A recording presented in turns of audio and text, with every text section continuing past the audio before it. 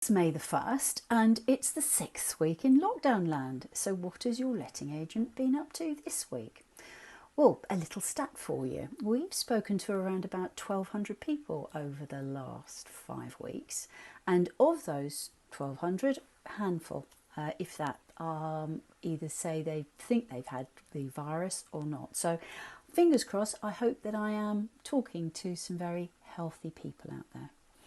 So what's been going on? Well, I think humanity comes into it. This word is this week. It's this week's word. We've had some lovely offers. One tenant said, I can pay my rent early. Let me do it. I'm worried about my landlord. How about that? That's the thing that's sort of happening out there. Universal credit's coming through, which is fantastic news, and actually at a higher level than people were expecting. So of those 89% of people that I said were in problems last week, it's looking better now. So what about rents?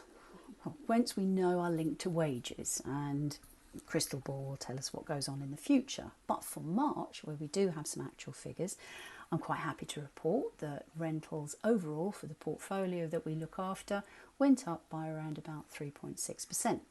Now, we work in two very different areas, inside of Cambridge and outside of Cambridge. Really simple. Inside of Cambridge, the rents went up by 1.9%, and outside of Cambridge, we're looking at a 4.2% increase. Notices, they actually remained the same. I really thought they would come down, but they haven't. They've actually remained the same. I suppose we're moving key workers in, so somewhere along the chain. The agreement in principle is working quite well and really sorting out the people that are just having a look to those people who are really motivated to move, which means it's going to be quicker when we get back from lockdown. Now, if you've been watching a few of these videos, you know I love a stat. So what's the stat I've been looking at? Well, Rightmove was saying that there were more people in the market looking, and our stats don't really give that. We feel there are less people in the market, but also they're more motivated. So where could the differential be? Well, first of all, let's look at why or how you actually judge how many applicants are there, or what's a fair judgment. Well, first of all, it's the number of properties that are being advertised, and second, it's the number of people in the market. A bit obvious.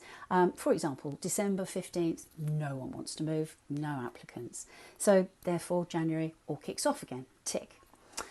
So let's have a look at the properties first of all. Well, properties, we're holding back around about 30% of those that are available. Why are we doing that? They're tenanted. We can't do viewings, and the portals will penalise us if we leave the property on for too long.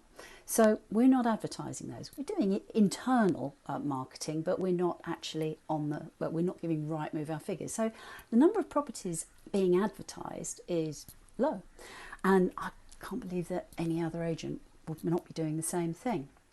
The other thing is what you're comparing it with, because this time last year the tenant fee ban was about to happen, and we saw an incredible dip in the number of applicants looking because everybody wanted to wait until June.